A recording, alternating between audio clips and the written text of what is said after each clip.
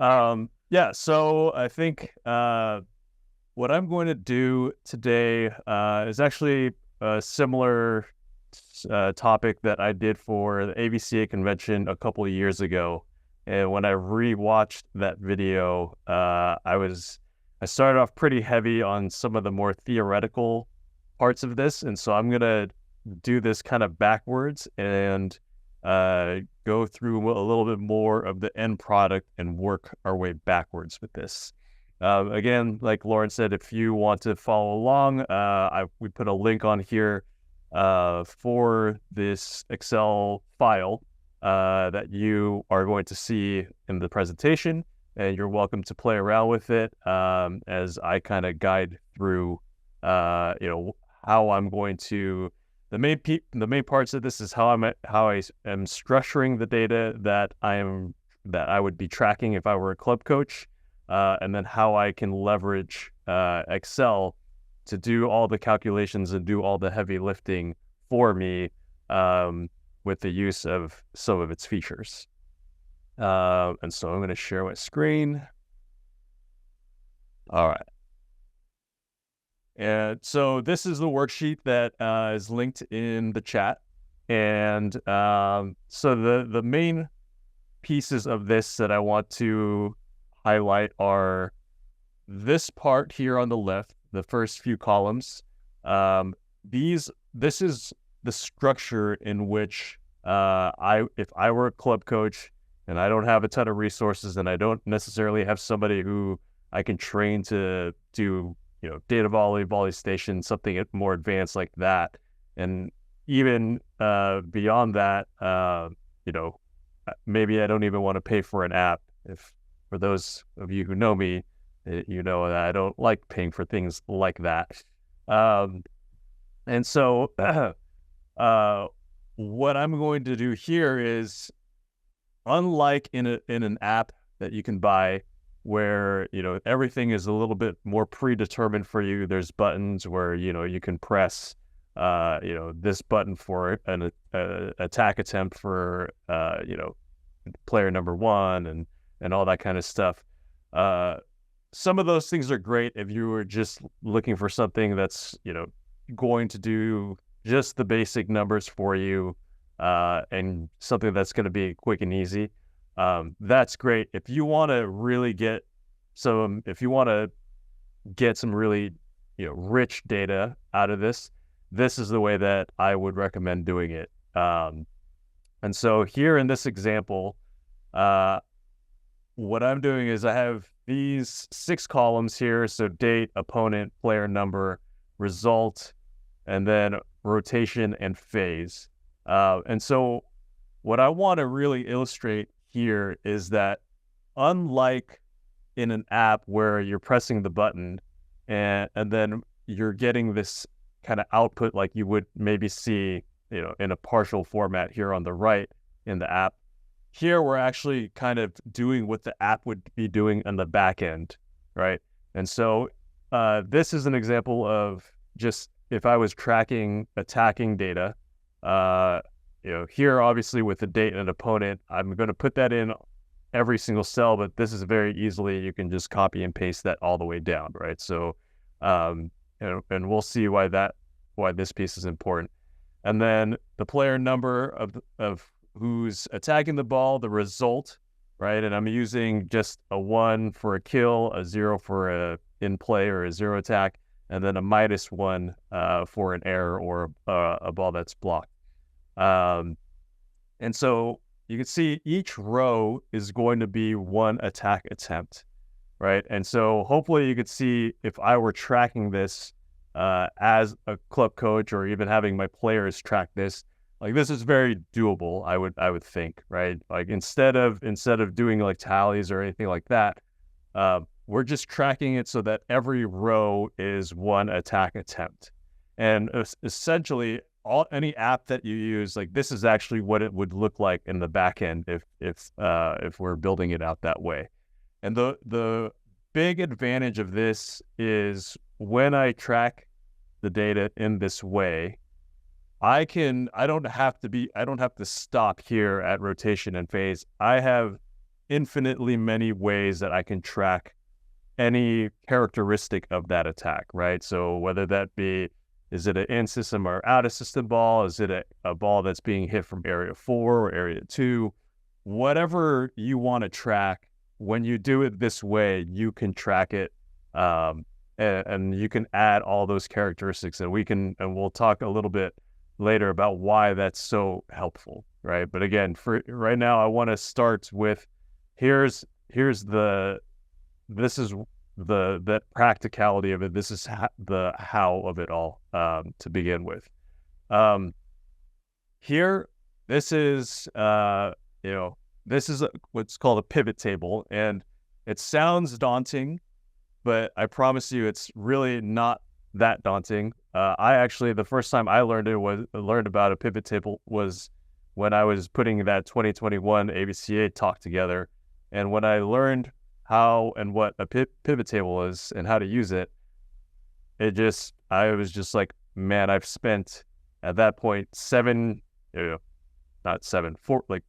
years of my life doing Excel formulas when all I had to do was learn how to use a pivot table and let that do all the work for me, right? And so with all these data points here on the left, if I go down to the bottom, I have 498 attack data points of attack from a number of different matches. So here against Puerto Rico on September 8th, against Mexico on the 7th, and so on and so forth. So if I keep track of data in the structure, I can leverage Excel's feature of a pivot table.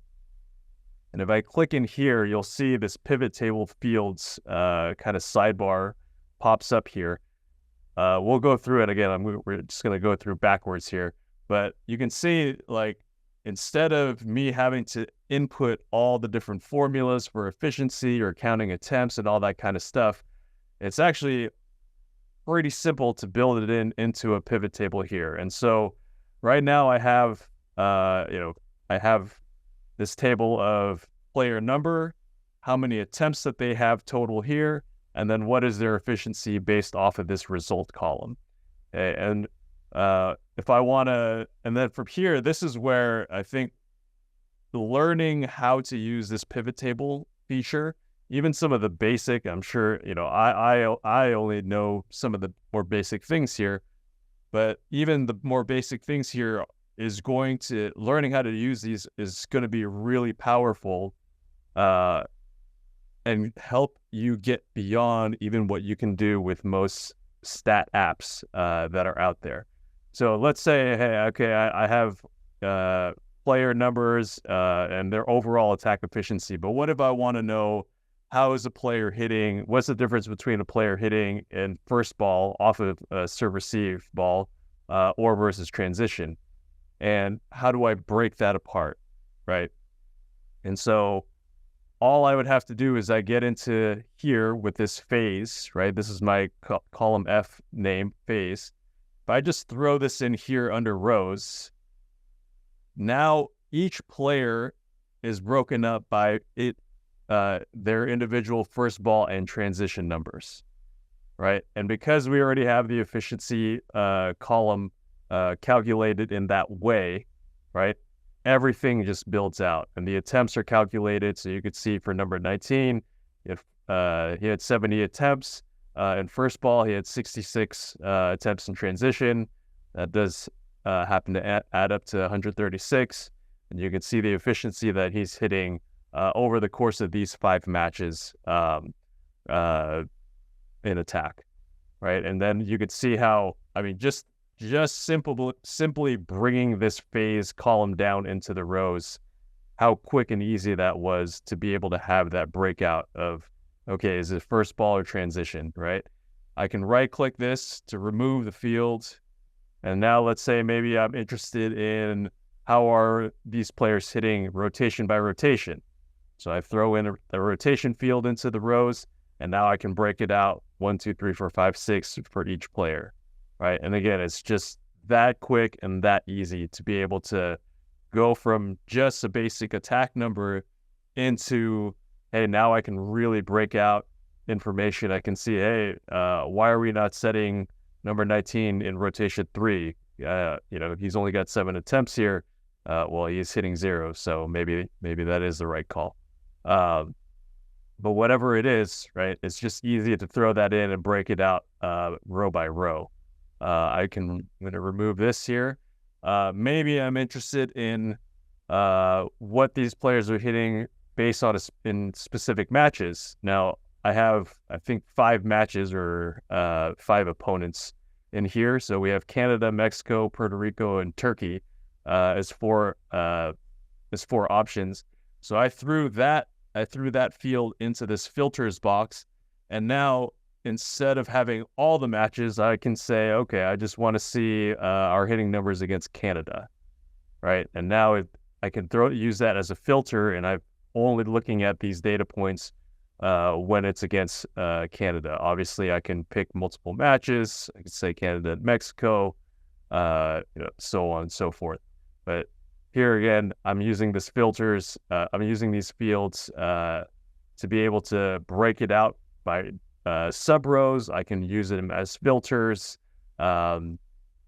Whatever it is that I want to do here, right? So I think from if I were in a club coach's position, I think, and I'm hoping that, and that's why I wanted to give this topic as a talk, is understanding this concept of, if I structure my data in this way, and honestly, a very simple way to be able to track that information, I can leverage Excel to build, do all that heavy lifting of calculating efficiencies, attempts, whatever it is that I'm looking for here. I will do a quick check and see if there's anybody that might have any questions. And a quick question for you. Yeah. What is the advantage of putting something like opponent or one of those columns into the filter over the rows? Is it just a change in the way it's visualizing for the coach, or is there a particular advantage to filtering versus putting it into that row column? Yeah, so it's just two different things, right? So if I want to filter, I'm just saying, hey, I'm only interested in these data points, as opposed to when I throw it in that rows, I'm interested in all those data points, but I want to see that broken out bit by bit, right? So I can use in the same way that I had if I throw in phase into the rows and have that breakout by first ball and transition. I can also put that phase in the filters and then be able to just look at one or the other, right? So I'm effectively doing, kind of the same thing in terms of just being able to partition the data into meaningful ways that I want to look at it. It's just 2 different ways to be able to kind of get to that point. That makes sense. Yeah, so an advantage there is a coach might be able to toss something like phases into rows to see what we have up there, but then also potentially filter it by opponent. Exactly, right? So I mean, that's the beauty of the pivot table, is I can break it out this way, and then also be able to maybe look at, okay, I'm only interested, maybe we played some weaker teams that, okay, we have the data from, but we're not necessarily interested in how we did in those matches. We played a bunch of 1s teams, 18 1s teams, and we want to isolate our data points to just when we play those 18 1s teams. And so that's how you can do that with these filters, but then still also, like you see here, still have that breakout from all the matches. All right. So again, I kind of working backwards here. So, hopefully, when you see that, hopefully that spurs like, oh, like, okay, that's how I can leverage, Excel to do all these calculations for me. So how do I go about actually setting this up, right? So we'll go back from at this point here. I think this point here where we just have what we would call the raw data, right? So we have the player number, again, the results, -1 for errors, zeros for zero or in-play attacks, and 1 for kills. Some information about what rotation we're in, the phase, and then being able to add in the opponent and date, right? So here's just the raw data. And so, I think I'm here on Microsoft Excel for Mac version 16.81, and I believe most versions of Excel should have the pivot table. There's another feature we're going to look at, again, hopefully to make life easy, especially if you don't have a computer or have Excel accessible during a match per se. How could we do this on pen and paper and still make our life a little bit more streamlined and easy in terms of this process? But here, I'm going to just create a pivot table, and all I got to do here, I'm going to click on this cell at H1 because I want to put that pivot table right there. I'm going to go over to Insert. Here's the pivot table button. I'm going to hit that pivot table button. I'm going to select where my data is, and I'm just going to select all the way down the columns, so A through F, selecting it up here by the column names, as opposed to highlighting just a bunch of cells, because I want to continue on using this spreadsheet and add on with more data from here. And so we can keep doing that, and we don't even have to change the selection of where our data is coming from because it's all in that one spot. So I'm going to use the whole columns of A through F here. I'm going to put in this existing worksheet. You can see it's already defaulted to H1, which is where I had highlighted, and then I'm just going to hit OK. So once I do that, I've selected my data. I put the table where I want to put it. Now I can play around with all my fields here. So you can see how the pivot table automatically recognizes that the first row of these 6 columns are the field names or the column names. And then from there, all the rest of this data kind of follows, right? And again, so now I can figure out, just like in the way that you would have a summary table from an app, right? Now you have a little bit more of that freedom to build this out how you want. So maybe instead of, maybe if I'm interested more from a team level, instead of player by player, I can put, let's just put phase in here as the rows, right? So now I have these as my rows here. And then how do I come up with the calculations? So here, this is, I'm using the result column here. I'm going to throw result into the values piece here. So you can see it defaults into sum, right? But the sum of the result is not necessarily anything that we're interested in. And so I'm going to right click and I'm going to go into field settings. And now I can do a couple things. One is I can change the field name. So right now it's called sum of result. And I'm going to call this instead attempts. And instead of adding all the ones and the zeros and -1s together, I just want to know how many rows there are relative to these labels. And so I'm going to use count, and then I'm going to hit OK. And so now you can see I have a column of attempts. And so I have, of all these data points, I have 497 of them total. And then I have 304 attempts in first ball and 193 in transition. I can do this again. I'm going to grab the result field again. I can throw it in here. Again, it defaults into sum, but that's not what we want. So I'm going to right click, go into field settings. And so here's where you can play around. Obviously, you can see there's a bunch of different ways to calculate different things. You have show data as, so we can do percentages. A lot of these things you can play around with and just kind of see what it is that you want to look for and all that. here, if we wanted efficiency, this is the reason why I put the result as a 1, 0, and -1, is at the end of the day, an average of all the results, right? If I add the ones and I subtract the -1s and then I divide by the total number of attempts, that's just an average. And we can name this efficiency. I hit enter and now I have efficiencies, right? So kind of like we had, as we saw in the previous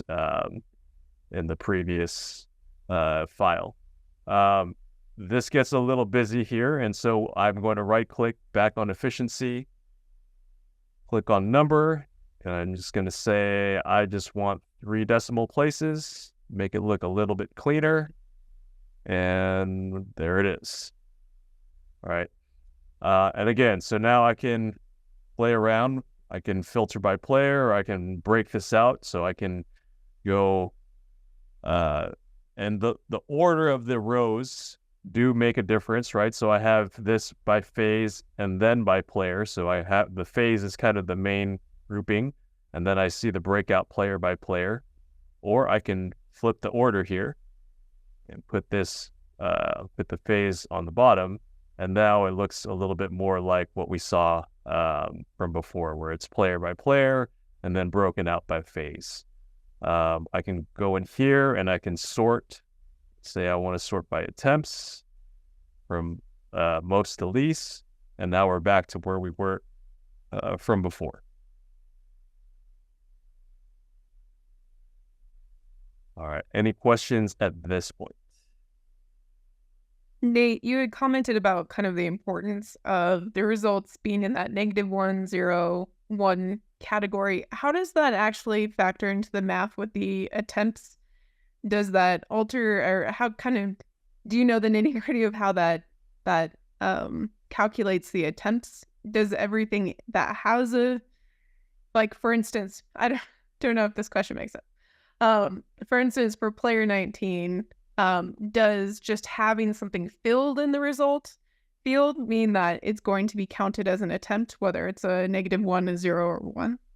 Yeah, exactly. That's a great question. Yeah, so that's the difference between using sum versus using count, right? So count doesn't care what value is in the cell. It just cares that there is something in the cell or in that row.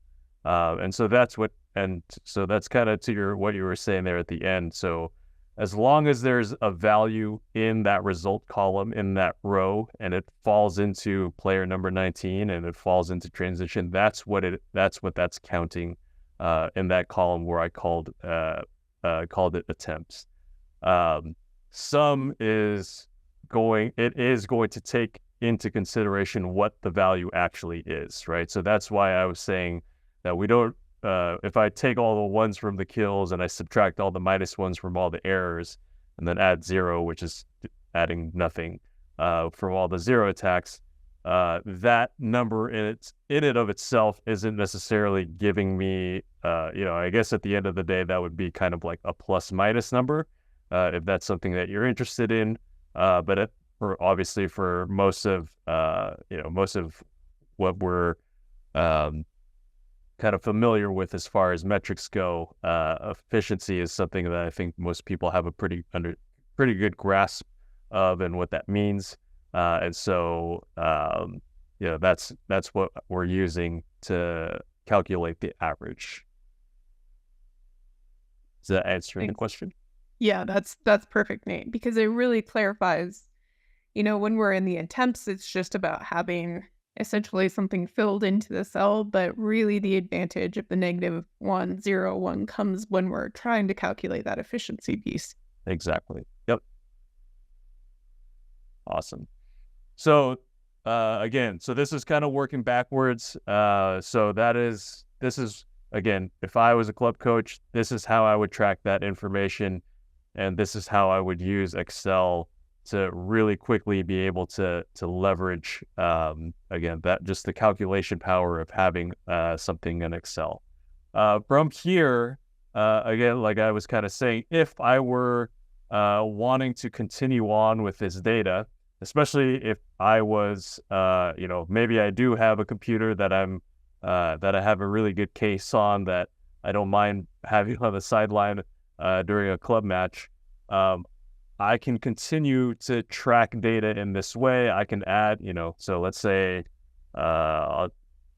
just for simplicity, I'm just going to copy and paste these data points here.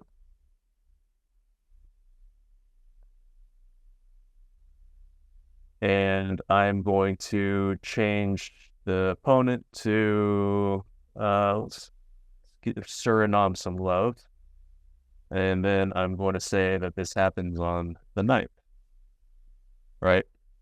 So let's say I add more data points onto here. So I have a few more data points from another match that happens the next day. And if I come back up here, you'll see that nothing is updated. I still only have the 497 attempts from before. But if I right-click anywhere in this pivot table, I'll see this refresh button. And now you can see all that data has now been added because we've selected all the columns all the way down to be where all our data lives. So if I want to update data, that's how I can do that. I can continue on in this format, and I can still have, let's go just to show you that it actually did happen. Can remove this, and we can put opponent. And so you can see now I have a few attempts from this match, or this fake match that I put against Suriname, with some new data points here. All right, so again, if I'm continuing on in this, I just need to go into this pivot table, right-click on refresh, and then now it's going to reread any new data that I've put into these 6 columns here. All right. So the next part of this then is, okay, so what if I don't have a computer handy at my match? What would I do? So here's a quick and hopefully a fun way to be able to look at this or do this. So let's say I want to track this information, but I'm going to do this on pen and paper. And so I'm kind of cheating here because I'm using the same data, but you can see I printed this out on a sheet of paper. And, if I create just, even just this grid on a blank sheet of paper, and then I track the information this way, right? I can always put the date and the match in after the fact because I don't need to add all that stuff in live. Obviously, this doesn't have to be printed. This can be done with pen and paper. But I'm just going to track this data on pen and paper in this way and have it in this format. Again, I just want to continue to stress, like, this is the format that I would collect this data in. And so if I collect this data in this format and I have an updated enough version of Excel, I can actually get a blank worksheet here. Oh no, where did my screen go? There it is. Are we still seeing my second screen? Yeah. Okay. Perfect. All right. So here's just a blank worksheet. And what I'm going to do is I'm going to go in this data tab here. And this is a nifty little thing that I learned not too long ago. I can grab data from a picture, right? So if I go get data from a picture, so this is just this photo that I took of this, fake data that I pretended to have really nice writing and printed out in here. So I'm going to take this photo and I'm going to select it in here. And when I hit open, Excel is going to do its magic and look at that photo. And now it's going to pull out this table of data for me. And I'm going to hit insert data. It gives you this warning. It says you are responsible for validating the accuracy of all data, because it doesn't always come out super in line or perfect all the time. You can see I have a little shadow here in this photo, so maybe that's throwing it off a little bit. But if I hit insert data, zoom in here, you can see all that data that I had tracked on pen and paper is, instead of me having to go back through and input all this information one by one, all this stuff can be done by uploading a photo of it in Excel. You can see the data got a little bit misaligned here, but I can move these cells over, and now everything's lined up. And just like the warning that we got here, you will probably want to double check the accuracy of all this. So if I go through, it looks like at least these beginning rows look good. I'm going to go to the bottom, 1, 1, 2. So the accuracy of the data looks pretty good. So it was just a little bit of a misalignment at the beginning of it, right? If we can understand, if we can learn these nifty features from Excel, we can streamline this process and make this process of collecting data really simple, just like we see here, and then be able to do some pretty powerful things with a lot, with some creativity, just in terms of how are we tracking this information, right? So again, instead of being kind of boxed in to only having a player and the result, I can add all the different pieces of data that I could want in here, whether it's phase, opponent, rotation, attack area. The possibilities of what you can add into your the way that you're tracking this information is effectively endless. And using that pivot table, now I can really quickly go back and forth between, okay, do I want to see it by with what opponent that we're playing against, or by rotation, or by phase and rotation, right? So all of these different things you can just play around with, and how you can get creative with how you want to do create your tables and all that kind of stuff. But at the end of the day, if I was a club coach, this is how I would track this data. The other big advantage of doing it this way too, especially now with video being pretty easily, we can all record video on our phone, is we can now go back into this raw data and be able to watch it on video, and then add more, I can add, where was this attack from? Was it in system, out of system, whatever it is. Now I'm still in this raw data phase where I can add things if I've marked everything, in a way that I can remember which one of these attacks corresponds to which part of the video I'm looking at. And effectively, this is what we do, we being, technical coordinators, performance analysts, when we're using Volley Station and Data Volley. This is the data that we're gathering just in a volleyball specific program that helps me keep track of rotation, where I can be able to look between contacts to know whether it's transition or first ball and all those different things. Why do we want to be able to do all this? So again, kind of working our way backwards. Why is this important? Because where the value of this all comes in is, instead of coming into practice as a coach with this information and saying, right, if I'm here and I'm just looking at the most basic data, and I'm just looking at, okay, here's my attacks, right, and here's my efficiencies. The difference is coming into practice and saying, okay, hey, we are going to work on attacking, right? Just based on these numbers, we're going to work on attacking, or being able to narrow our focus in practice and say, hey, we are actually going to go in. We want to make sure that we are really good in first ball or transition. So now I'm able to tailor my practice even further, right? So, and then even beyond that, okay, not just first ball, but hey, we're going to work on rotations 2, 3, and 4, where number 19 is probably in the back row.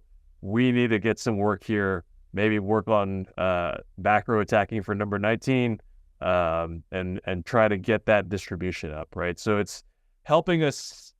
Using this information is hopefully going to not necessarily give you the answers, but help you be able to look at information in ways, especially the things that are maybe not super obvious, right? Like, okay, hey, it's pretty obvious when somebody's hitting well or hitting poorly or passing well or anything at that level.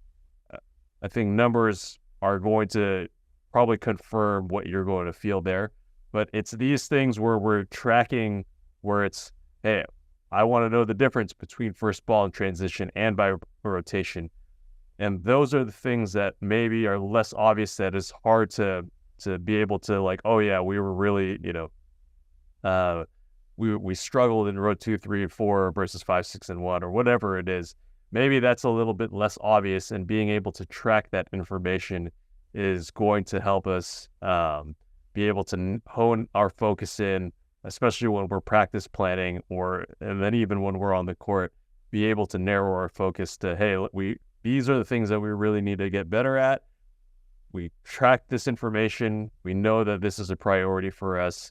This is where we're going to spend all, our effort and our energy, especially as coaches, making sure that we coach the pieces of the game that we feel are important, and then hopefully the data shows us, either verifies or shows us, oh, hey, this is something that maybe I didn't realize that is a weak spot for us. Appreciate that you sharing that, Nate. As you think about your experience within the club space or kind of in that sub-international space, what are the 2 or 3 kind of pieces and columns of data that you think it's pivotal for a club coach to capture kind of in that hand-drawn on court moment versus what they might be able to add afterwards by looking at that video? Yeah, that's a question I feel like I get a lot. And my answer is very often that I don't know that there's any one specific thing that I would necessarily say, hey, you have to track to make sure that you know. I think being able to understand, like, if even from a very basic level of like tracking side out and point scoring, I think can help give you some information of like, oh, do we need to work a little bit more on defense and our serve and our blocking defense, or do we really, is our side out, like, I think that's a pretty macro level number that's will help you gain some understanding, or at least hopefully narrow some focus there. But I think at the end of the day, it's a lot of, there's so much variance as far as like how much resources does a club coach have, or does a certain club team have. And so, tracking, I think that's a decision that as a club coach, you're going to have to make, like, where do we want to prioritize our efforts? If we have somebody who is able to track data, if we are, enlisting players who are on the bench to be tracking this, does it behoove us to try to track everything and and have numbers on every skill, but kind of at the most basic level? Or is my team, a team that is really offensive focused, and hey, I really want to be good in these certain offensive situations. So instead of tracking everything and block and digs and all that kind of stuff, maybe it's, hey, I'm tracking my attacking, but I have all these different characteristics of the attack that I'm trying to look at, because I know for my club team, that's our key to success. right? So I think it's really team dependent, and then obviously from a tactical perspective, but then also from a resource perspective, how much time and energy and resources can I devote to tracking information in this way. Nate, that resource question is actually a really pivotal one when we think about the club coach. And one of the things that you said very early on in the presentation was that one of the nice things about Excel is it's pretty accessible, but also maybe gives you more flexibility to play with the data and to look at and track maybe more things than you could on an app. Is that pretty accurate? And is that why you would push coaches toward using something like Excel over pre-existing apps that might be out there to help kind of track stats? Yeah, I mean, yeah, I think that was the reason why I really wanted to give this talk, and the reason why it's the second time that I'm doing a similar talk, is yeah, I think, and not, I don't want to, I'm not trying to bash any apps. To be fair, I've honestly not even really ever used anything outside of Data Volleyball Station, so I don't know. Um, from what I've seen, when the buttons are predetermined and you are kind of boxed into just, hey, this is what we in the app can give you. I think just for me, having spent so many years working with data and finally understanding how important being able to structure the data this way is, because the main piece is when you do it in the app, you usually are able to get summaries, whether it's by match or over a season or whatever it is. But I don't know that there's any app that allows you to go back down into that raw level where it's touch by touch, where the information is touch by touch. I've yet to see that outside of Data Volley Station. And when you track the data in this way that I've been talking about, touch by touch, you can always go up that level to a summary, whether it's by whether it's by match or whether it's by the whole season, whatever you want. But you can always go back into that raw data piece. And like I said, the big advantage is you can go back on video, you can watch, you can add in extra fields and track, right? Whatever characteristics of whatever skill that you want, you have that flexibility. In an app, I don't know that you're able to go back, right? Because once you have Susie has got 6 kills and 3 errors and 14 attempts, like that's it. There's no way to be able to go back and look at, okay, well, where were those 6 kills? Were those first ball or transition?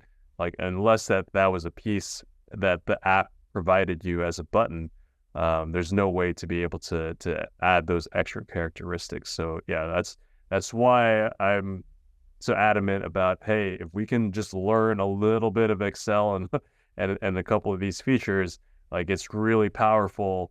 It's hopefully cost effective, generally cost effective. I think most people have access to Excel, and you have all this room for creativity to track information however it is that you want to track it.